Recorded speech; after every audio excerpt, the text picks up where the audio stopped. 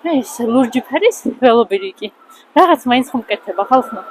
მოკლედ ოზურგეთში გვაქვს ერთი ასეთი კოსტავას ქუჩა, რომელიც 4 წლის მანძილზე მუდმივი ნიუსი იყო. რომ ეს ქუჩა იგებოდა დასრულების ეტაპზე იყო. ნუ როგორც იქნა, 4 წლიანი გადათხრა დაგების შემდეგ პროექტის ღირებულებამ შეადგინა 7.600.000 ლარი.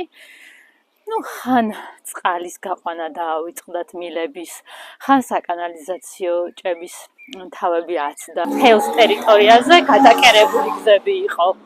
იკითხავთ, რომ რატო ამხელა თანხა ეს გზა სუნთლად არის კილომეტრ ნახევარი. აი ნახეთ. ლურჯი ფერის ველობილიკი. არ ვიცი, თქვენ თუ აქამდე სადმე გინახავთ ლურჯი ფერის ველობილიკი? მე პირადად ჩემ გამოცდილებას არსად არ მინახავს, დამიწერეთ კომენტარებში.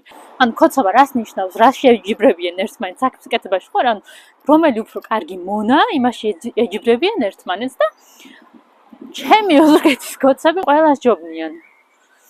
ანუ ლურჯი ფერის ველობილიკი გააკეთეს. საქართველოში კი არა, მე პირადად არსად მთელი მსოფლიოს მასშტაბით არ მინახავს ლურჯი ფერის ველობილიკი. რომ დასრულდა, ჩამასული იყო მაშინდელი ინფრასტრუქტურის მინისტრი ქარსელაძე და ჩაიბარა.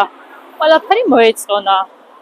არც ფულია მოპარულიო და ყველაფერი სტანდარტულად არისო. ეხა არის საგარანტიო ვადა. ხო და ახალ ინფრასტრუქტურის მინისტრს მივმართავთ. ბატონო რეზი, რას ფიქრობთ? ეს თქვენი პრაქტიკით და გამოცდილებით ნორმალურია? ასე უნდა იყოს? საგარანტიო ვადა არის კარგახანი.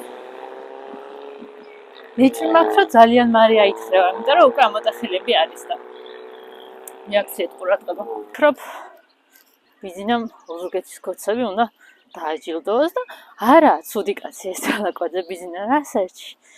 დატოვე. ნახე, ლურჯი ფერის ბილიკი გაგიკეთა. რა ქნას მეტი.